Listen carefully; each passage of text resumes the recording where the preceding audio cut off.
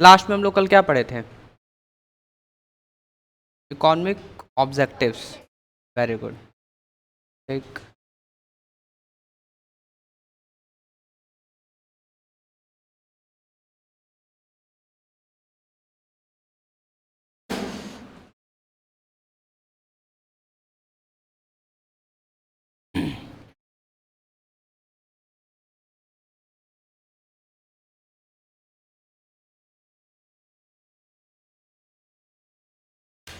तो आज हम लोग इकोनॉमिक ऑब्जेक्टिव के बाद का पढ़ेंगे, ठीक है?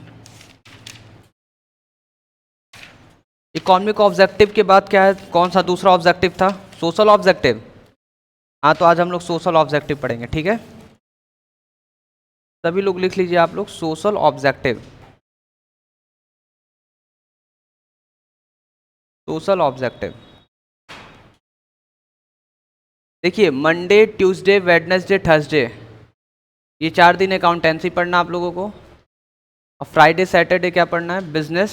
बिजनेस का एक चैप्टर कंप्लीट होगा तो इकोनॉमिक्स, उसका कंप्लीट होगा तो स्टैटिस्टिक्स, ठीक है? सिर्फ 2 दिन रहेगा। अगर कभी अगर कभी फ्राइडे और सैटरडे को कुछ त्यौहार पड़ गया, छुट्टी हो गया, तो हम लोग कोशिश करेंगे संडे को क्लास ले लेंगे, ठीक है? क्योंकि मिलना 2 ही दिन है इसको, और उसमें से भी अगर एक छुट्टी हो गया फिर बेकार हो जाएगा सब कुछ। तो हम लोग क्या कर लेंगे, संडे को क्लास कर लेंगे। इस समय संडे को आपका छुट्टी रहेगा, कुछ समय बाद हमको खुद जब ज़रूरत लगेगा तो संडे का आपका क्लास उस दिन भी ले लेंगे, ओपन रहेगा, ठीक है? आप लोग पहले से प्रिपेयर रहिएगा संडे को भी क्लास करने के लिए, बट इस समय आपको अभी नहीं लेना है। चलिए, तो ये बताइए कि आप किसी दुकान पे गए, सोशल ऑब्जेक्टिव स्टार्ट हो चुका है।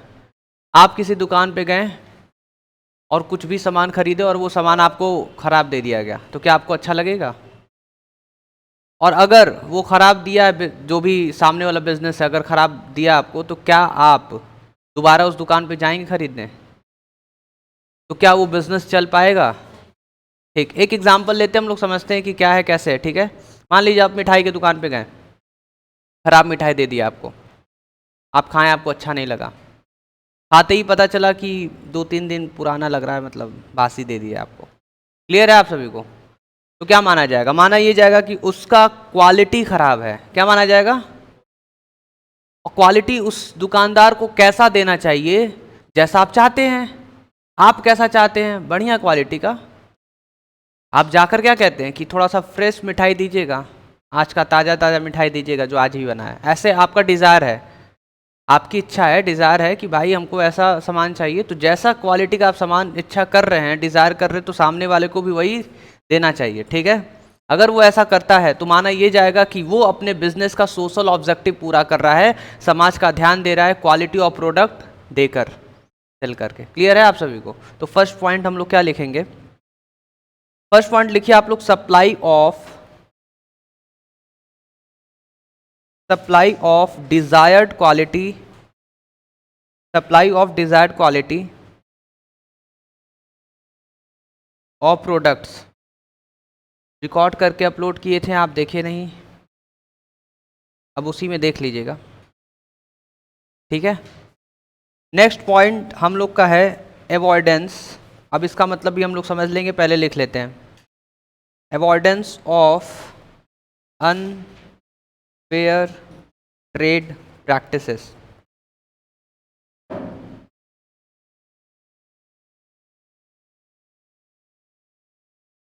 ठीक है, तो फर्स्ट और सेकंड पॉइंट लिख लिए आप सभी लोग? लिख लीजिए इसको, फर्स्ट और सेकंड पॉइंट। तो तुरंत सेकंड पॉइंट समझाते हैं आपको। सेकेंड पॉइंट होने के बाद तुरंत बताइए, थर्ड वाला मत लिखिएगा, बस सेकेंड तक लिखना है।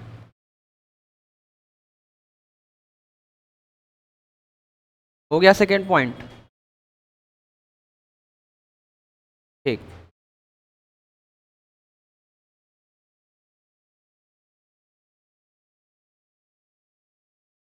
तो इसमें लिखा है avoidance of unfair trade practices. देखिए, जब भी आप बिजनेस कर रहे हैं तो आपको हमेशा ये ध्यान देना रहता है कि जो भी सामने वाला कस्टमर है, उस कस्टमर के साथ आप गलत ना करें, ठीक है? अब आपका ये कहना है कि सर कैसे कैसे सामने वाले कस्टमर के साथ गलत किया जा सकता है, तो आप लोग के पास कुछ आइडिया है कि एक दुकानदार क्या कर देगा तो माना जाएगा कि गलत कर दिया कस्टमर के साथ? बताइए क्या।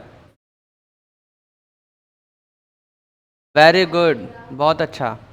कि सही बात बोल रही हैं कि जिसका प्राइस कम है और आप उस प्राइस को बढ़ाकर एकदम सामने वाले को एकदम पहली बार में लूट लिए, तो क्या ये सही है? माना ये जाएगा कि आप फेयर ट्रेड नहीं कर रहे हो। बिजनेस जो आप कर रहे हो वो फेयर नहीं है, अनफेयर है। क्या है वो? अनफेयर है। पीछे का लाइट ऑफ कर दीजिएगा दोनों, रेगुलेटर के जस्ट बगल।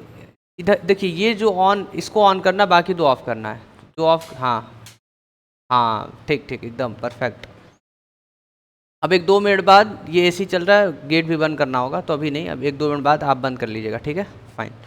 तो अब हम आपको एक एग्जांपल दे रहे, समझिएगा, ठीक है?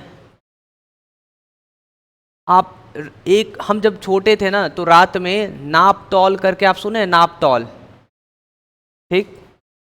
तो हुआ ये कि वो टीवी में दिखाते हैं कि बहुत जल्दी कुछ भी प्रोडक्ट दिखा रहे हो, कहते हैं कि खत्म हो जाएगा, जल्दी कॉल लगाइए, जल्दी कॉल लगाइए, खत्म हो जाएगा। ठीक है, आप मतलब अलग लेवल का उनका एडवर्टीजमेंट रहता है, ज़बरदस्ती ही भेज देते, इतना ज़्यादा इमरजेंसी क्रिएट करते, ख़त्म हो गया, बस एक कॉल आ गया, एक कॉल आ गया। कॉल आता रहता है, उनका ख़त्म ही नहीं होता है, वो बोलते रहते ख़त्म हो जाएगा, और कितना सामान भेज देते हैं। अब सोचिए, वहाँ से अगर आप सामान खरीद लिए हैं तो वो ठीक ठाक नहीं रहता, वो सब बेकार रहता है, सब खराब सामान आपको दे दिया जाएगा, एक बार बेच दिया गया, बात ख़त्म। तो क्या ये ठीक है? नहीं। समझ पा रहे हैं आप? अब आपको एक और ऐसा चीज़ बता रहे हैं, आप सुनेंगे तो कहेंगे हाँ सर ये बात तो है। मान लीजिए कि आप गाज़ीपुर में इधर उधर स्कूल जाते हैं, या स्कूल से घर आते हैं, कोचिंग जाते हैं, कोचिंग से घर, तो आपको बड़ा सा होर्डिंग दिखा, बड़ा सा होर्डिंग, और उस पर लिखा था कि लैपटॉप खरीदें, सेकेंड हैंड लैपटॉप एकदम कम पैसे में, ठीक है? और होर्डिंग देख के तो आप अलग ही लेवल का लिखा था कि सेकेंड हैंड है पर नया है, 2 दिन यूज़ किया हुआ है, बहुत सस्ते में, ऐसे वैसे। वो होर्डिंग देख के आप कहाँ चले गए? खरीदने के लिए। और जब उसके दुकान पे जा रहे हैं तो क्या बोल रहा है? कह रहा है कि नहीं, 2 ही दिन का यूज़ हुआ है, हमको पूरा पैसा चाहिए। तो आप बोले अरे होर्डिंग पे तो आप लिखे हो सस्ता, नहीं सस्ता क्या, 2 दिन यूज़ हम सस्ता देंगे आपको? तो ये ऐसा काम भी नहीं करना चाहिए। इसको क्या माना जाएगा? Unfair trade practices. क्लियर है आप सभी को? ठीक है, आगे बढ़े हम लोग। तो जब आप एडवर्टीजमेंट कर रहे हो, और एडवर्टीजमेंट ऐसा कर रहे हो कि जो आपके प्रोडक्ट की क्वालिटी वैसा कुछ है ही नहीं, मतलब कि आपका प्रोडक्ट कुछ और है, बोल कुछ और रहे हो एडवर्टीजमेंट में, और जब अ, कोई कस्टमर आया आपसे लेने के लिए तो कुछ अलग ही है। क्लियर है? तो ऐसा नहीं होना चाहिए, ठीक है?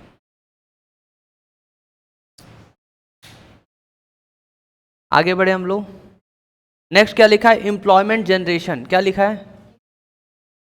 अरे आप जब बिजनेस कर रहे हो, ठीक है, तो आप कोशिश करो कि अगल बगल सोसाइटी में ना, अगर आपको स्टाफ की ज़रूरत है तो अगल बगल के समाज से लोगों को बुलाओ, कहो कि आओ हम रोज़गार दे रहे हैं तुमको, हम रोज़गार जनरेट करेंगे।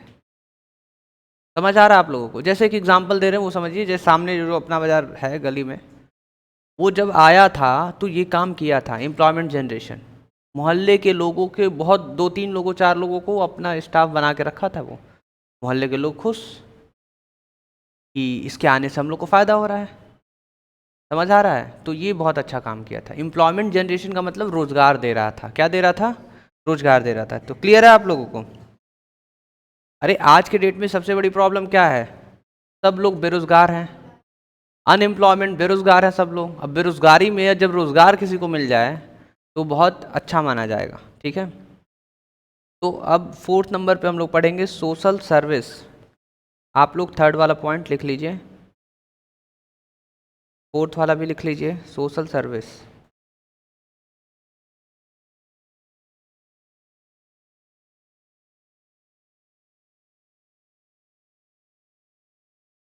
देखिए, सोशल सर्विस में आपको सीधा ये समझना है कि आप सामने वाले को, जो जितने भी गरीब लोग हैं उनका हेल्प कर रहे हो।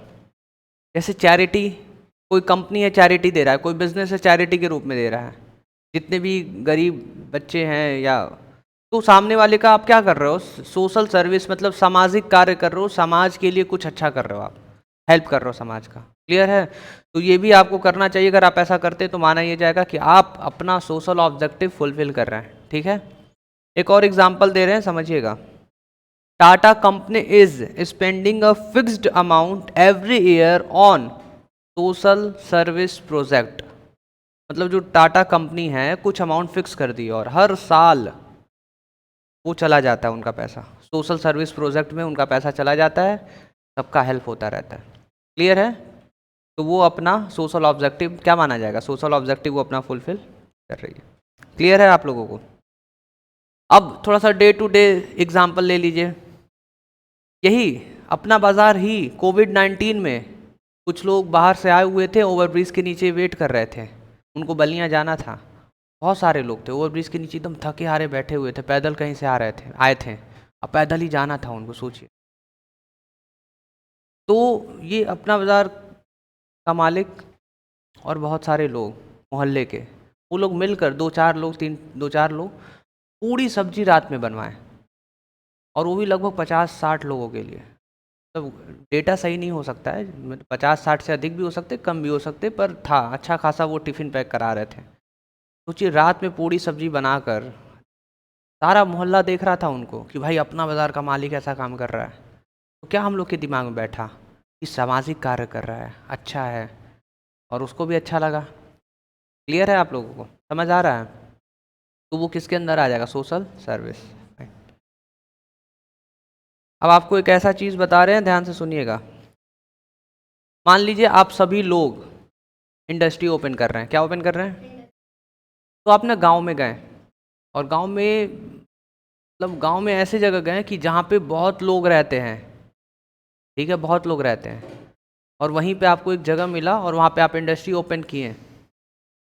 जितने गांव वाले हैं सब रोज़ मतलब सुबह से लेकर रात तक उनको फ्रेश एयर मिलता था, और आप लोग गए इंडस्ट्री ओपन करके पूरा पॉल्यूशन कर दिए। क्या ये सही है? तो ये ध्यान रखना चाहिए कि जब भी आप बिजनेस कर रहे हैं तो आप बिजनेस करिए, पर आपके बिजनेस के पॉल्यूशन की वजह से आपके अगल बगल में जो समाज में लोग रहते हैं, सोसाइटी में, उनको प्रॉब्लम नहीं होना चाहिए।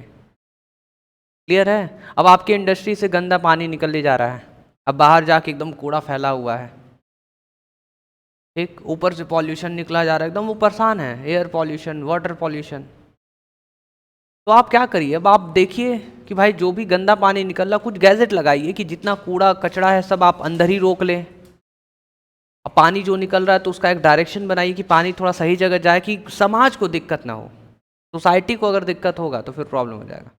तो क्या हमको अवॉइड करना चाहिए पॉल्यूशन? क्या अवॉइड करना चाहिए? हाँ, तो अवॉइडेंस ऑफ पॉल्यूशन लिख लीजिए आप लोग। क्लियर है आप सभी को? तो हमेशा आप लोग ये 1 to 5 पॉइंट्स का ध्यान रखेंगे, हमेशा रखिएगा। इतना हो गया, आगे बढ़े हम लोग? समझ आ गया सब कुछ? बताइए। पीछे का फैन ऑफ कर दीजिए।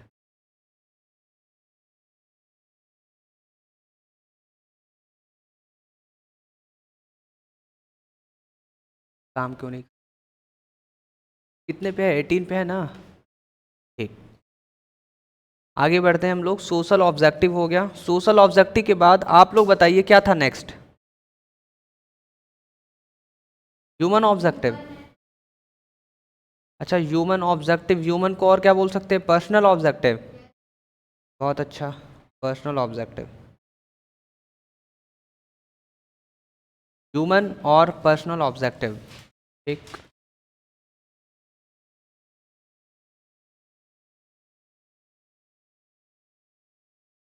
तो आप सभी को हम बता दें ह्यूमन और पर्सनल ऑब्जेक्टिव में क्या है।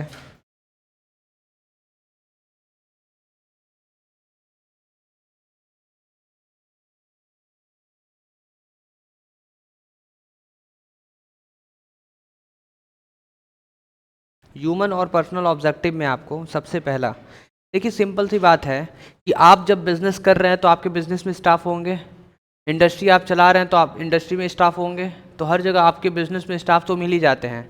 आपको हमेशा उन स्टाफों का क्या ध्यान रखना है, ठीक है। अब आप कह रहे सर स्टाफ का ध्यान कैसे रखा जाए?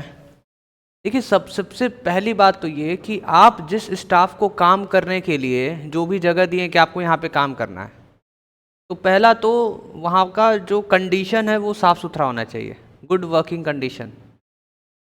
जैसे एक एग्जांपल दे रहे, समझिएगा आप लोग का स्कूल है, स्कूल में आप स्कूल के मालिक हैं, स्कूल ही आपका, आप स्कूल के मालिक हैं और आप बहुत सारे टीचर्स को रखें और टीचर्स के लिए स्टाफ बनाए, स्टाफ रूम, ठीक। अब उस स्टाफ रूम में जब वो लोग जाते हैं, बैठते हैं, तो पता चला उस स्टाफ रूम में ऊपर झाला लगा हुआ है, मकड़ी आती है उनको परेशान करती है, मच्छर काट रहा है, ठीक। लाइट एकदम छोटा सा लाइट लगा हुआ है, वो भी पूरा पीला वाला लाइट जल रहा है, जो पीला वाला लाइट 10 रुपये का एक बल्ब आता है। उनका दिमाग ख़राब कि यहाँ पे हम कैसे कॉपी चेक करेंगे, यहाँ पे हम कैसे काम करेंगे, यहाँ पे तो गुड वर्किंग कंडीशन है ही नहीं। कुछ क्लियर है आप लोगों को? अगर कोई इंडस्ट्री में भी काम कर रहा है, ठीक है, और आप किसी स्टाफ को बुला के रखे हो कि आप मिडिल लेवल के हो, मतलब आप मैनेजमेंट आप ही को देखना, मैनेजर हो, आप प्रोडक्शन मैनेजर हो, आपको एक ऑफिस दिया जाएगा, ऑफिस से बैठ के आपको पूरा कंप्यूटर लैपटॉप से काम करना है सारा चीज़ें। अब बेचारा वो अभी बैठा अपने चेयर पे, चेयर टूट के गिर गया, ख़त्म, गुड वर्किंग कंडीशन। हाँ, अभी लैपटॉप वो भी चला रहा है काम करने के लिए, लैपटॉप हैंग, ख़त्म। समझ आ रहा है? तो कहा ठीक है, लैपटॉप नहीं, अब कंप्यूटर चलाएंगे, कंप्यूटर से जहाँ ऑन किया बंद हो गया, बंद हो गया, ख़त्म। अब क्या इसको गुड वर्किंग कंडीशन कंसिडर किया जाएगा? नहीं। कैसा होना चाहिए? गुड वर्किंग कंडीशन होना चाहिए कि जो आपके स्टाफ हैं कम से कम उनको माहौल बढ़िया दो, जहाँ काम कर रहे हैं उनका वहाँ का जो कंडीशन वो तो सही रहे, गुड वर्किंग कंडीशन। तो सबसे पहला पॉइंट क्या बनेगा हम लोग का? लिखिए प्रोवाइडिंग गुड वर्किंग कंडीशन।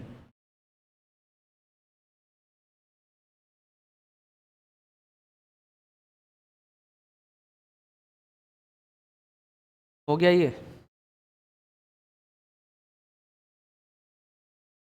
अब देखिए नेक्स्ट ये हो जाता है कि जितने स्टाफ है ना वो अपने अपने सैलरी पे हमेशा ध्यान देते हैं, जितने स्टाफ रहते हैं अपनी सैलरी पे हमेशा ध्यान देते हैं। तो पता है क्या होता है कि अपना सैलरी वो देख रहे हैं कि चलो हमको महीने का 15,000 रुपये मिल रहा है, और जो काम वो कर रहे हैं तो कभी मतलब अक्सर ऐसा हो जाता है कि जो वो काम कर रहे हैं कभी कभी मतलब अक्सर ये हो जाता है कि उनका दोस्त भी वही सब काम कर रहा है, या वो काम कर रहे हैं और सेम काम एक और आगे कंपनी है उसमें हो रही है, सेम काम हो रही है, सेम टाइम लगता है स्टाफ।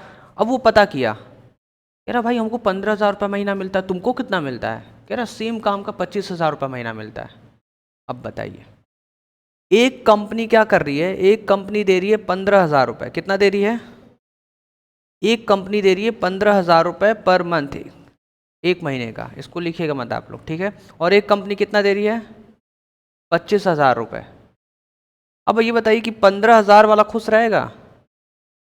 एक कंपनी में 15,000 मिल रहा है, कंपनी में 25, तो जिसको 15,000 मिल रहा है वो खुश रहेगा? नहीं। तो बोला ये जा रहा है कि जो आप अपने स्टाफ को सैलरी दे रहे हो, थोड़ा सा अगल बगल आप देख लीजिए कि कंपटीशन में क्या कौन सा सैलरी चल रहा है। अब वो कंपटीशन में ये सैलरी चल रहा है ना 25,000, अगर दूसरे आप कंपनी में देख रहे हैं कि 25,000 मिल रहा है तो उसी के हिसाब से आपको देना होगा। 25,000 उसी काम का जब वो दे रहा है तो हमको भी उसी के आगे पीछे रहना होगा सैलरी। तो ये चीज़ कितना होना चाहिए? 25 होना चाहिए, या ना हो तो 26,000 होना चाहिए, या ना हो तो 24,000 दे दो कि कोई खुश रहे। पर ऐसा मत करो कि 15,000 दे दो और उधर 25,000 मिल रहा है। तो इसको ये बोला गया कम्पिटिटिव सैलरी। कम्पिटिटिव का मतलब कंपटीशन देख लो, कंपटीशन देख लो कि दूसरी कंपनी कितना सैलरी दे रही है, उस हिसाब से कंपटीटिव होना चाहिए। कंपटीशन, सैलरी भी कंपटीशन में रहता है, तो थोड़ा सा कंपटीशन बना के रखे रहो कि अगर वो 25 दे रहा है तो आप भी 25, 24, 26 ऐसे दो। नहीं दोगे तो आप पहला तो खुश नहीं रहेगा और दूसरा कभी भी आपको गुड न्यूज़ देकर चला जाएगा कि हम चल रहे हैं सर, नमस्ते, आपकी कंपनी में हमको अब काम नहीं करना है। क्योंकि जब से थे एकदम हम खुश थे, बहुत खुश थे। समझ पा रहे हैं आप लोग? एकदम खुश थे सर, इतना अच्छा सैलरी दे रहे थे, आप खुश तो रहेंगे ही। ठीक है, तो वो नाराज़ होकर क्या चला जाएगा, उसको बहुत बुरा लगेगा, ये क्या हो रहा है। ठीक, तो आपको पहला क्या समझ आया? बोलिए कम्पिटिटिव सैलरी। कैसा सैलरी होना चाहिए?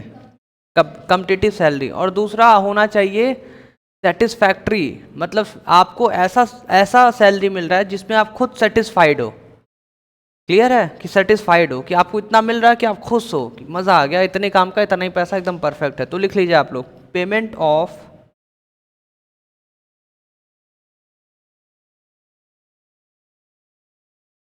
ऑफ कम्पिटिटिव एंड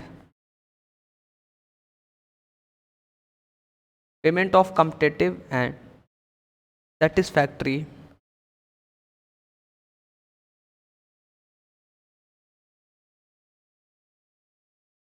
वेजेस का मतलब होता है मजदूरी एंड सैलरीज। ठीक है, अब आप बताइए कि आप अपना घर बनवा रहे हैं या अपने इंडस्ट्री में आप ना लेबर को बुला के रखे हुए हैं और लेबर एक दिन का काम करता है, तुरंत आप पैसा दे देते हैं। तो जो एक दिन काम किया तुरंत आप पैसा दे दिए, तो उसको क्या बोला जाता है? मजदूरी, वेजेस बोला जाता है उसको।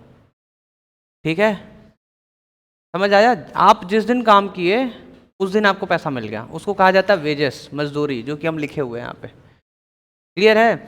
तो अब आप बताइए कि दूसरे संस्था वाले क्या दे रहे हैं, दूसरे बिजनेस वाले क्या दे रहे हैं? एक दिन का, दूसरे इंडस्ट्री वाले एक दिन का 500 दे रहे हैं और आप 200 दे रहे हो, 300 दे रहे हो। तो क्या ये सही है? नहीं, ये भी सेटिस्फैक्ट्री नहीं है। तो ये भी ऐसा दो कि आप ऐसा वेजेस दो कि सामने वाला क्या खुश रहे।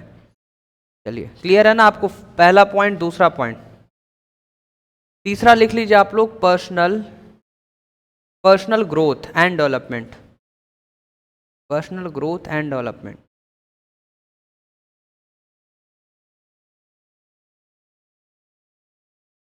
पर्सनल ग्रोथ और डेवलपमेंट कैसे किसी को होगा? आप ट्रेनिंग पे ले जाओ, एम्प्लॉय को समय समय पे ट्रेनिंग पर ले जाना चाहिए। अगर आप ट्रेनिंग पे ले जाएंगे तो उनका नॉलेज इंक्रीज होगा, नॉलेज बढ़ेगा उनका। एक एग्जांपल दे रहे, समझिएगा, ठीक है? आप सभी लोग अपना अपना स्कूल चला रहे हैं, बहुत अच्छी बात है। आप अपने स्कूल के मालिक हैं, बहुत अच्छी बात है। आपके स्कूल में 20-25 टीचर्स हैं, टीचर्स स्टाफ हैं, बहुत अच्छी बात है। बट जो 25 टीचर्स हैं आपके, 20-25 टीचर्स आपके स्कूल में जो पढ़ाते हैं, वो सारे लोग आज से नहीं हैं, 20-25 सालों से पढ़ा रहे हैं। ठीक? तो आप ये बताइए, जो 20-25 साल से पढ़ा रहा है तो वो किस पे पढ़ा रहा था? ब्लैक बोर्ड पे। बाद में ग्रीन बोर्ड आया, यही ना, ब्लैक बोर्ड, ग्रीन बोर्ड।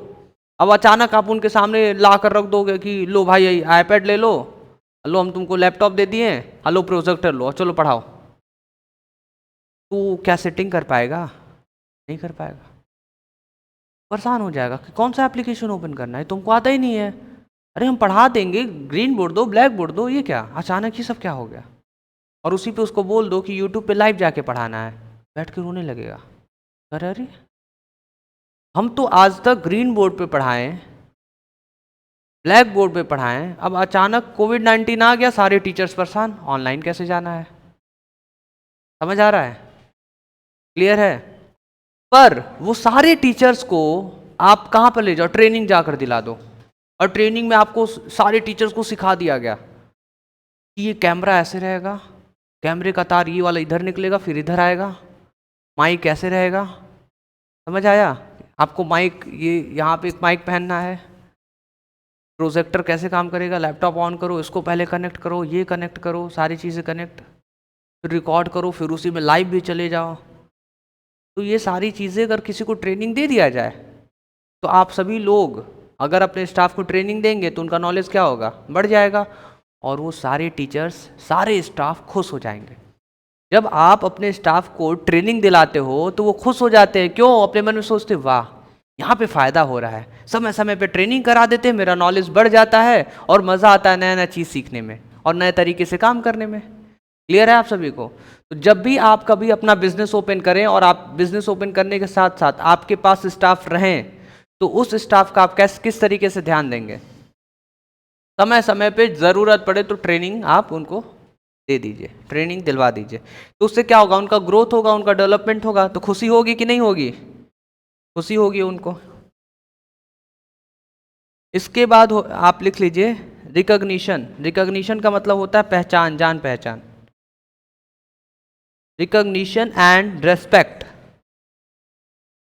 अब आप बताइए कि किसी स्टाफ को गलत तरीके से आप बोल रहे हैं तो उसको बुरा लग जाएगा, तो ऐसा नहीं करना है। आप स्टाफ को रेस्पेक्ट दीजिए और समय समय पर उस स्टाफ को ना पहचान कराइए सबसे।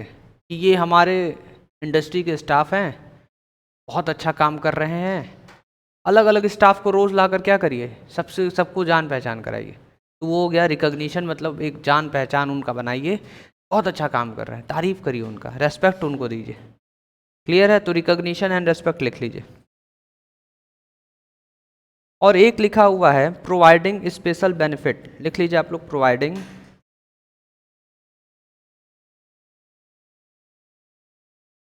Special benefits.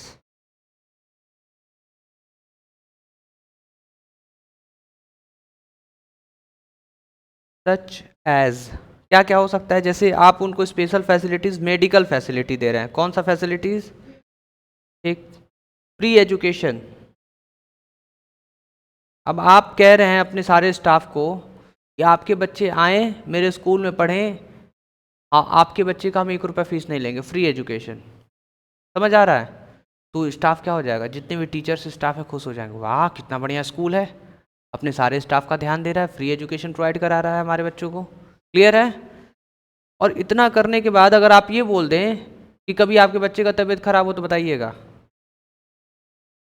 ठीक है, या फैमिली मेम्बर में किसी का भी तबीयत खराब हो तो बताइएगा, हम उनको फ्री मेडिकल प्रोवाइड करेंगे, और मज़ा आ जाएगा। तो वो सारी चीज़ें आप हमेशा ध्यान दीजिए कि जो भी आपके स्टाफ है उनको हमेशा ध्यान देना चाहिए। क्लियर है आप लोगों को? बताइए। तो finally we have completed human और पर्सनल ऑब्जेक्टिव्स 1 to 5 पॉइंट। पहला क्या था? Providing good working condition. Second क्या है?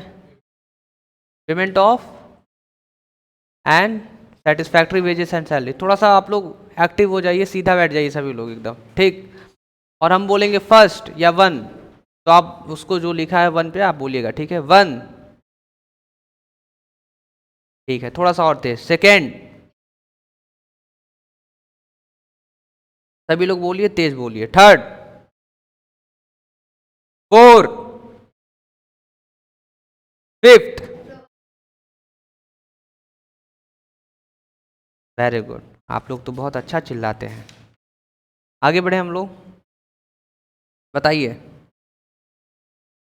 चलिए आगे बढ़ेंगे हम लोग, पर थोड़ा हंसेंगे हम लोग पहले। आप लोग एकदम सुस्त बैठ गए, जैसे लग रहा है कि कोई आपको थप्पड़ मार के भेजा, जाओ 1 घंटा पढ़ के आना, जाओ जल्दी से जाओ। क्लियर है? तो एक बार तो सबका पहले हम नाम याद कर ले। सबसे पहले आदित्य पीछे हैं, सबसे पीछे आदित्य, उनके आगे उज्जवल, ठीक है ना, इधर केशव और ओम, ठीक है, शिवांगी, हिमांगी। नाम हमको याद हो गया। अब थोड़ा सा समझते कि नाम हम कैसे याद कर लिए। देखिए केशव का नाम तो हमको ऐसे याद हुआ है कि जब बनारस जाते हैं ना तो टोटो चलता है तो पीछे लिखा रहता है केशव। जैसे केशव कंपनी है शायद टोटो का, शायद में भी, हमको पता नहीं क्यों याद है कि किसी टोटो के पीछे केशव मतलब लिखा रहता है, शायद कंपनी हो सकता है, में भी, तो ऐसे हम याद रख लिए, ठीक। हमारे दोस्त के पापा का नाम है ओम, तो ऐसे ओम याद हो गया कि चलो ठीक है, फाइन, क्लियर। मेरे दोस्त का नाम है प्रज्वल, तो हो गया हमारे बीच में उज्जवल। क्लियर? पीछे आदित्य, मेरे भैया के लड़के का नाम है आदित्य, आदित्य चौरसिया, तो यहाँ पे हमारे आदित्य होगा, ठीक है। शिवांगी, क्लास 12 में यहाँ पे शिवांगी बैठती हैं, तो शिवांगी आपका नाम हो गया, यहाँ शिवांगी, पीछे शिवांगी, ठीक है। और हिमांगी सबसे पहले आई थी, तो इनका नाम याद है हमको। क्लियर है? क्लियर? आगे बढ़े हम लोग, फाइन। तो आप बोले थे सर हम लोग को हंसाने के लिए बोले थे, हंसा ही नहीं रहे हैं। नहीं नहीं हंसाएंगे, देखिए क्या है। अच्छा ये बताइए कि आपके बिजनेस में जो प्रॉफिट होता है इसी में हंसाएंगे, ठीक है। तो जो भी आपके बिजनेस में प्रॉफिट होगा उस प्रॉफिट का क्या करेंगे? अचार डालेंगे। क्या बोल रही है ये? मतलब बिजनेस में प्रॉफिट हुआ तो अचार डालेंगे, ठीक। क्या करेंगे आप लोग पीछे बताइए? हाँ, क्या? वाह, बाहर में जाएंगे, अलग ही लेवल का है। मिल्की बार खाएंगे, मिल्की बार खाएंगे, हाँ ठीक, एंजॉय। अच्छा आपको प्रॉफिट अगर हुआ तो क्या करेंगे? उड़ा देंगे गंगा जी में जाके? हाँ हाँ, ठीक है। ओम तो एकदम ऐसे बैठ गए, सर प्रॉफिट होगा तो ऐसे ही बैठेंगे सर एकदम।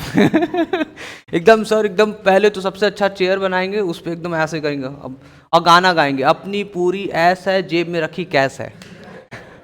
अरे सर, क्लियर है?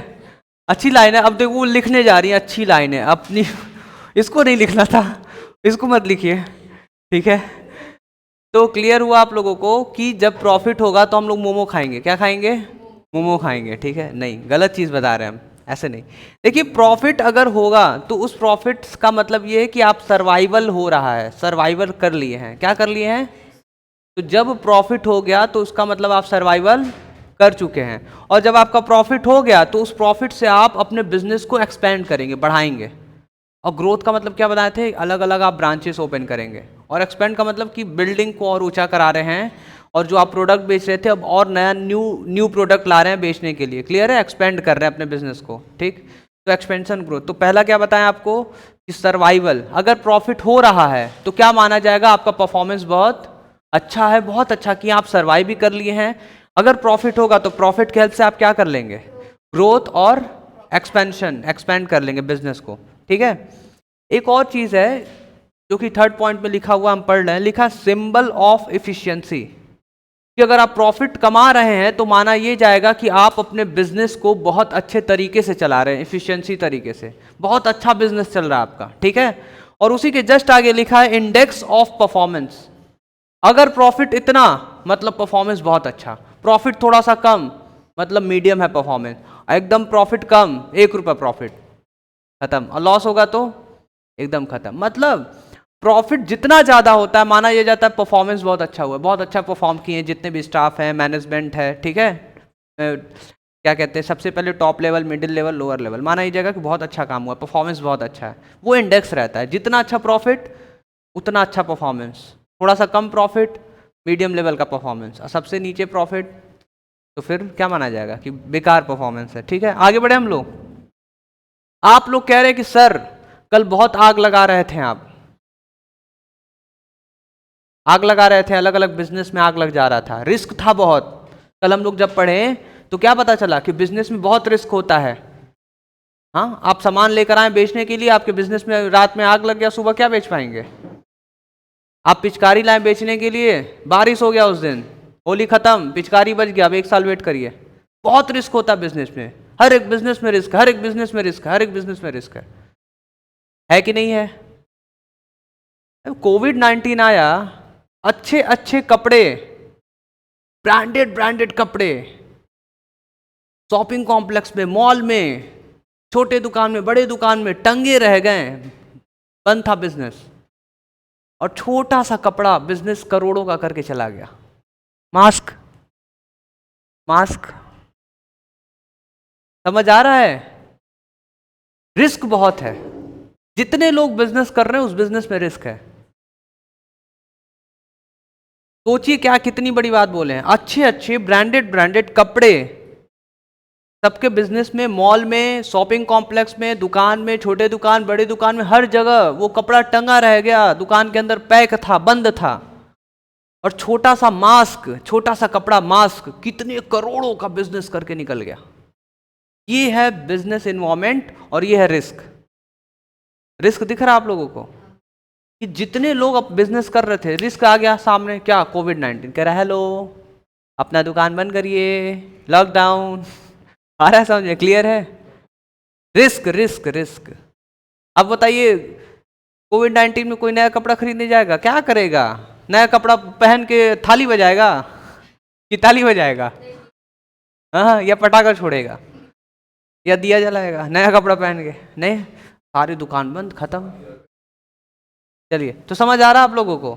तो आप लोग कह रहे हैं कि सर देखिए एक चीज तो क्लियर है कि अगर सर रिस्क तो उठाना पड़ेगा। हम क्या, क्यों सर? देखिए रिस्क अगर उठाएंगे तभी तो प्रॉफिट होगा। हाँ, तो मतलब जो आप रिस्क उठाते हैं वो रिस्क उठाने का रिवार्ड क्या होता है? प्रॉफिट होता है, प्रॉफिट होता है। जैसे कि एग्जांपल, हम इतना ज्यादा आपको रिस्क रिस्क रिस्क रिस्क बता दिए, बट आप लोग कोई नहीं डरा रिस्क से। कुछ लोग मतलब आप लोग डरे ही नहीं रिस्क से, अपना बिजनेस करते हैं और क्या किए, और सामान मंगाए और बेचने लगे। सामान मंगाए, खूब बेचे खूब बेचे खूब बेचे, खूब प्रॉफिट हुआ। क्यों प्रॉफिट हुआ? रिस्क लेने की हिम्मत थी आपके अंदर, आप रिस्क उठाएं तो प्रॉफिट हुआ। तो हर बार ऐसा नहीं होता। रिस्क उठाएंगे तो दो चीज हो सकता है, प्रॉफिट या लॉस। क्या हो सकता है? हमेशा क्या मान के चलेंगे हम लोग? हमेशा प्रॉफिट हो जाता, पर कभी कभी लॉस हो जाता है। क्लियर है आप सभी को? ठीक, तो अभी तक हम लोग 3-4 पॉइंट पढ़ चुके हैं, अभी लिखेंगे तो आप लोग को समझ आ जाएगा। तो चलिए पहला पॉइंट लिख लेते हैं, और सबसे ऊपर लिख लीजिए रोल ऑफ प्रॉफिट। क्या लिखेंगे आप लोग? यहां पे लिखिए रोल ऑफ प्रॉफिट, मतलब जो प्रॉफिट है उसका काम क्या है हमारे बिजनेस के अंदर, इन द बिजनेस के अंदर प्रॉफिट का रोल क्या है। सबसे पहला ये है कि हमारा सर्वाइवल हो जाता है। क्या पता चलता है? कि सर्वाइवल कर चुके हैं और आगे सर्वाइव कर भी पाएंगे। प्रॉफिट होगा तो क्या मतलब? कि सर्वाइवल कर चुके हैं और आगे और सर्वाइव कर लेंगे आराम से। अगर प्रॉफिट आना बंद हो जाएगा तो क्या आप बिजनेस चला लेंगे? सर्वाइव कर पाएंगे? जिस दिन प्रॉफिट आना बंद हो गया आपका बिजनेस बंद हो जाएगा। अरे जब प्रॉफिट आ ही नहीं रहा है तो क्या सोच के बिजनेस करेंगे आप? तो ये प्रॉफिट का रोल क्या है हमारे बिजनेस में, कि जैसे जब तक प्रॉफिट आएगा तब तक हम सर्वाइव कर सकते हैं। ठीक है, तो सर्वाइवल हम लोग लिख लिए, समझ लिए। Second point, expansion and growth, ये आपको समझा दिया गया है कि हमारे पास जब प्रॉफिट आएगा तो उसी प्रॉफिट के हेल्प से हम अपने बिजनेस को एक्सपेंड करेंगे एंड ग्रोथ करेंगे। क्या करेंगे? Growth. What is the third point? Symbol of efficiency. अगर प्रॉफिट अच्छा आ रहा है तो वो ऐसा सिंबल दे रहा है आपको, ये सिंबल है कि आपका बिजनेस इफिशिएंसी बहुत अच्छे से चल रहा है, बहुत स्मूथली काम कर रहा है, आपका बिजनेस बहुत स्मूथली चल रहा है। ठीक है, तो सिंबल ऑफ इफिशिएंसी। और क्या आगे लिख लीजिए, इंडेक्स ऑफ परफॉर्मेंस। ये एक इंडेक्स है आपका परफॉर्मेंस का, कि कैसा आप काम किए, जैसा प्रॉफिट वैसा आपका परफॉर्मेंस माना जाएगा, वो इंडेक्स है। ठीक है, 4 पॉइंट पे क्या बताया गया था आपको, कि अगर आप रिस्क उठाएंगे, क्या उठाएंगे? तो रिस्क उठाने से रिस्क के बदले आपको मिलेगा रिवार्ड। क्या मिलेगा? तो लिख लीजिए आप, reward for bearing the risk. Reward for bearing the risk.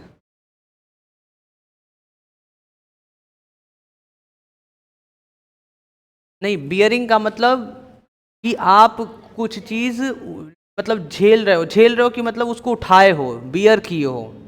जैसे एक एग्जांपल दे रहे, समझिए, रिस्क, आप रिस्क लिए हो, रिस्क उठाए हो, तो उसी को कहेंगे बियर किए हो। रिस्क को बियर किए हो मतलब रिस्क को उठाए हो, रिस्क के साथ हो तो तुरंत आपको रिवार्ड मिलेगा। रिवार्ड, प्रॉफिट अगर मिल गया तो रिवार्ड माना जाएगा, और लॉस मिल गया तो रिवार्ड निगेटिव में चला गया। क्लियर है आप लोगों को? क्लियर है?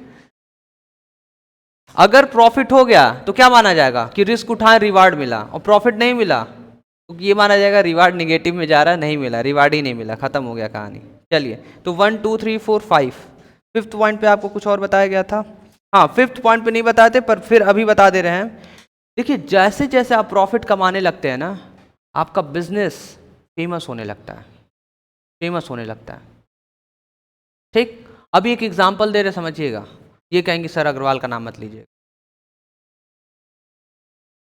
बस अग्रवाल ही बोलेंगे। इतना प्रॉफिट कमाया, प्रॉफिट से ही उसका बिजनेस चल रहा है, बहुत समय से चल रहा है, फेमस है गाजीपुर में, ग्रैंड पैलेस सुने ही है, देखे ही हैं आप लोग।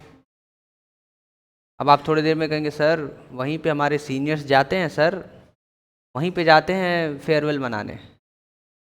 सारे स्कूल का ना एक नया ट्रेंड चल गया है, स्कूल में फेयरवेल के बाद वो अपना पैसा इकट्ठा करते हैं, वहीं पे पहुंचते हैं और वहाँ पे जाके पार्टी करते हैं। आप लोग को आइडिया नहीं दे रहे, ऐसा मत करिएगा आप लोग।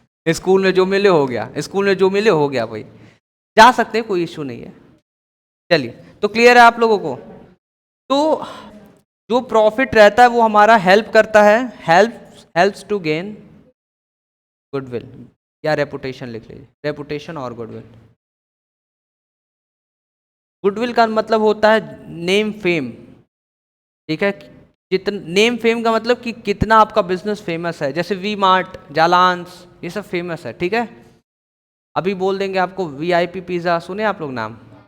ठीक, मतलब वो अपना गुडविल बना लिया, नाम फेमस हो गया। वीआईपी पिज़्ज़ा के बाद आरवी रेस्टोरेंट सुने आप लोग, कहाँ किधर है? ठीक, वो भी थोड़ा मोड़ा जानते हैं, तो आप नहीं सुनती, लग रहा गुडविल नहीं है उसका। अच्छा ठीक, अग्रवाल सुनी है ना? बेकार है ना, बस एकदम बहुत अच्छा गुडविल है, वेरी गुड। एक ही ट्रेडर्स, ये अपना अलग गुडविल बना के रखा है। ठीक, और चुन्नू चाय वाला चुन्नू चाय वाला कौन कौन सुना है? चुन्नू चाय वाला कौन कौन नाम सुना है? गाजीपुर। और आप कौन सा चाय? डॉली, डॉली चाय वाला। अच्छा, डॉली चाय वाले को तो सब जान रहा है, तो वो अपना अच्छा गुडविल बना लिया, पूरे पैन इंडिया में बना लिया। ठीक है, उनके साथ कौन आगे फोटो क्लिक करा के गया? बिल गेट्स आ गया, तो बहुत बड़ी बात है भाई। ब्रांड एम्बेसडर साथ किसी में बना रहे हैं ना उनको। चलिए, तो हम बोलेंगे 1, तो आप पता है क्या बोलना है? 1 2, सभी लोग को बोलना है, थोड़ा सा तेज बोलना है। 1 सर्वाइवल, सर्वाइवल नहीं, ठीक है। 1 2 3 4 5। आप लोग बहुत अच्छे बच्चे हैं। 12th वाले कैसे बोलते हैं? अब हम थोड़ा सा आपको बताते हैं। बोलेंगे 1 2 एक्सपेंशन, 3 सिंबल ऑफ, मतलब नाटक कर देते हैं वो लोग 12th वाले। ठीक है, तो आप लोग बहुत अच्छा कर रहे हैं, ऐसे ही करिए, तब जाके आप लोग को फायदा होगा। ठीक है, तो क्लियर है आप सभी को? अब इसके बाद हम लोग पढ़ेंगे नहीं, इधर उधर की बात करेंगे, पर जब हम लोग इधर उधर की बात करेंगे तो उसमें हम लोग को नॉलेज ही मिलेगा। क्या मिलेगा? और जो कि वो आपके एग्जाम में आएगा। ठीक है, तो ये बताइए, आप लोग कॉमर्स ले लिए हैं, आप लोग कॉमर्स ले लिए हैं तो कॉमर्स का मतलब पता है क्या होता है? वाणिज्य, वाणिज्य। कॉमर्स को हिंदी में वाणिज्य कहते हैं। अब नहीं पता, बस वाणिज्य पता। हाँ, वाणिज्य। तो हेलो एवरीवन, तो हम लोग तो अभी नहीं पढ़ रहे हैं, बट हम लोग ये डिस्कस कर रहे हैं कि कॉमर्स तो ले लिए, ले लिए ना। पर अगर आपसे कोई पूछ दे कि कॉमर्स का मतलब होता क्या है, तो वो हम लोग को पता होना चाहिए। वहां पे अपना बेइज्जती नहीं कराना है कि कॉमर्स का मतलब नहीं पता है, पता होना चाहिए ना कॉमर्स का मतलब। कोई पूछ दिया था क्या? तो अगर आप पूछा कोई, तो बस इतना बताइएगा कि buying and selling of goods, सामान का खरीदना बेचना, इसी के साथ और हम बता रहे हैं वो समझिएगा। देखिए, buying and selling of goods is called trade, ये ट्रेड है। आप सामान को खरीदे, सामान को बेच दिए, तो उसको बोला जाएगा ट्रेड किए हो, आप क्या किए हो। पर हम लोग को क्या सीखना है? कॉमर्स। क्या सीखना है? कॉमर्स। तो देखिए, ट्रेड तो हम लोग समझ गए कि सामान को खरीदना बेचना क्या होता है, ट्रेड। पर उस ट्रेड को करने के लिए जो सारी चीजें हमारा हेल्प करती हैं, वो दोनों जब मिला देंगे तो क्या हो जाएगा? कॉमर्स। एग्जाम्पल दे, समझेंगे आप लोग? समझेंगे? ठीक, मान लीजिए मेरा बिजनेस, हम गाजीपुर में हम गाजीपुर में जींस बेचते हैं, जींस टी शर्ट। और आप सभी लोग, कोई कानपुर रहता है, कोई नोएडा रहता है, कोई मुंबई में रहता है, कोई पुणे में रहता है, अलग अलग सिटी मान लीजिए, अपना मन में कुछ भी सोच लीजिए, लखनऊ वखनऊ कुछ भी, गुड़गांव हो गया, हरियाणा कुछ भी। आगे बढ़े हम लोग। अब इसमें ध्यान देने वाली बात है कि हम गाजीपुर में, अब हमको सामान खरीदना है, हमको सामान खरीदना है, तो हम आपसे पहले बात करेंगे, ऑर्डर देंगे, तब तो खरीद पाएंगे। तो बात करने के लिए हम क्या उठाएंगे? मोबाइल। मतलब कम्युनिकेशन हो रहा है। क्या हो रहा है? कम्युनिकेशन हो रहा है। हाँ, हेलो हिमांगी जी, कुछ जीन्स चाहिए था, ठीक है। या पीछे आदित्य, उज्जवल, कि कुछ हमको टी शर्ट चाहिए था, आप भिजवा दीजिएगा। तो हम किसका हेल्प ले लिए? कम्युनिकेशन, मतलब मोबाइल का हेल्प ले लिए। तो क्या मतलब, पहला कम्युनिकेशन होगा, तो कम्युनिकेशन को क्या माना गया कि कम्युनिकेशन हमारा हेल्प करता है ट्रेड करने में। कौन हेल्प करता है? कम्युनिकेशन। तो अब बताइए कि पहला तो कम्युनिकेशन समझ आ रहा है, दूसरा क्या ऐसा चीज हो सकता है जो हमारी ट्रेड को करने में हेल्प करता है? बताइए, दिमाग लगाइए और बताइए कि क्या हो सकता है। ये बताइए कि जब हम ऑर्डर दिए हैं, तो जो आप सामान भिजवाएंगे, तो क्या वो दौड़ते दौड़ते आएगा सामान? मैं जा रहा हूँ गाजीपुर, ट्रांसपोर्टेशन, ट्रांसपोर्ट, ट्रांसपोर्ट से आएगा।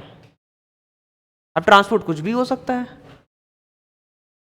वाटर ट्रांसपोर्ट हो जाए, एयर ट्रांसपोर्ट हो जाए, रोड ट्रांसपोर्ट हो जाए, बाय रोड। क्लियर है? तो ट्रांसपोर्ट हेल्प करेगा। तो मान लीजिए कि हम जिसको ऑर्डर दिए हैं, आप सभी लोग सारा सामान पैक किए और बाई रोड बस से भेज दिए, ट्रांसपोर्ट के हेल्प से भेज दिए, बस लाके पहुंचा दिया यहाँ पे। बस बनारस पे गिराया सामान को, वहाँ से सामान उठा के दूसरा बस जो गाजीपुर आता है उसमें रख दिया गया, यहाँ पे आ गया सामान। आप कह रहे सर क्लियर, पहला कम्युनिकेशन हेल्प किया, दूसरा ट्रांसपोर्ट हेल्प किया, और ये दोनों ना रहे तो काम ही फंस जाएगा, ना बात कर पाएंगे, ना ऑर्डर दे पाएंगे, ना सामान आ पाएगा। चाय पत्ती का प्रोडक्शन कहाँ होता है ज़्यादा? आसाम। सोचिए आसाम में चाय पत्ती का प्रोडक्शन हो रहा है और पूरे पैन इंडिया में पहुंच जाता है। How it is possible? With the help of communication, with the help of transportation. और यही नहीं, आगे सुनते हैं अभी हम लोग, अभी आगे सुनते हैं हम लोग, ठीक है? तो अब आप कह रहे सर तीसरा भी है क्या कुछ? आप बताइए है कि नहीं, क्या है बताइए? क्वालिटी हेल्प करेगा, मैटर करेगा, अलग चीज है। हेल्प कैसे कर रहा है? ट्रेड को करने में। तो पहला क्या हुआ? कम्युनिकेशन, दूसरा हुआ ट्रांसपोर्ट। हाँ हो सकता है पीपल, क्या पीपल, पीपल में क्या? हाँ मतलब वो लोग हेल्प, मतलब वो लोग क्या? नहीं तो हम लोग को ऐसे नहीं समझना है। ट्रेड का मतलब बाइंग एंड सेलिंग, सामान सब कुछ बन हो रखा है, बस उसको बेचना खरीदना में वो कौन हेल्प कर रहा है? सामान बन रखा है, बेचने में और खरीदने में हेल्प कौन कर रहा है? ट्रेड करने में हेल्प कौन कर रहा है? देखिए मेरा मानना है तीसरा बैंकिंग। बैंकिंग कि अगर हम सामान मंगा लिए तो हम पैसा नहीं भेजें उनको, तो कैसे पैसा भेजेंगे? बैंक में जाके क्या वो कहेंगे कि इस बैंक में ट्रांसफर कर दीजिए इतना पैसा, या पेटीएम करो, यही होगा ना? फोन पे, गूगल पे, ऑनलाइन पैसा ट्रांसफर करना होगा। जो भी पैसा ट्रांसफर करेंगे उसको बोला जाएगा बैंकिंग। तो मतलब बैंकिंग भी हेल्प करता है कि नहीं करता है? एक और चीज बोले आप लोगों से, अभी इसी वक्त आप लोग बाहर जाके स्वेटर खरीदेंगे? नहीं। तो बात समझिए, आप भले स्वेटर मत खरीदिए, पर बहुत जगह इस समय स्वेटर प्रोडक्शन हो रहा होगा, और सारा प्रोडक्शन करके उसको उठाया जाएगा और गोदाम में रख दिया जाएगा। गोदाउन कहते हैं उसको, ठीक है? और गोदाउन को इंग्लिश में कहेंगे आप वेयर हाउस। तो वेयर हाउस में रख दिया जाएगा, मतलब प्रोडक्शन किए कहाँ रख दिए, मतलब वेयर हाउस भी आपका हेल्प कर रहा है। वेयर हाउस ना रहे और आप सामान आप प्रोडक्शन किए, तो फिर अब रखने का जगह ही नहीं है, तो फिर जहाँ बारिश वारिश हुआ खुले में अगर रखे हो तो बारिश हो गया, खत्म कहानी। धूप लग गया, खत्म कहानी। तो आप कह रहे सर सही बात है, अगर वेयर हाउस प्रॉपर तरीके से पैक करके रख दिया जाए ना, तो वेयर हाउस भी हेल्प कर रहा है ट्रेड करने में। क्यों? अब वेयर हाउस नहीं रहेगा, अब प्रोडक्शन कर लियो आप, गर्मी में कोई स्वेटर खरीदेगा? नहीं खरीदेगा। तो हर जगह किसकी ज़रूरत पड़ेगी? वेयर हाउस की। तो आप कह रहे सर वेयर हाउस भी हेल्प करता है। और इसके बाद जो बोलने वाले हैं आप लोग कहेंगे हाँ सर ये भी तो सीधी बात है कि भाई हेल्प करता है। जितने सामान इधर से उधर जाते हैं सबका इंश्योरेंस होता है। सबका क्या होता है? इंश्योरेंस होता है। एसी पता है क्यों बंद हो गया? ये धीरे धीरे इन लोगों को नींद आ रहा है। सीधा बैठिए, एकदम सीधा, एकदम क्लियर है आपको? क्या बोल रहे थे हम लोग?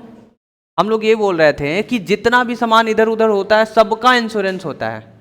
एग्जाम्पल दे रहे, समझिएगा कि आप इंश्योरेंस का मतलब बता दे रहे हैं। आपने बहुत ज़्यादा सामान मंगाए और वो सारा सामान रास्ते में अगर वो किसी कारणवश एक्सीडेंट हो गया और सारा सामान खराब हो गया, तो अगर आप उस सामान का इंश्योरेंस कराए रहेंगे तो इंश्योरेंस कंपनी क्या करेगी?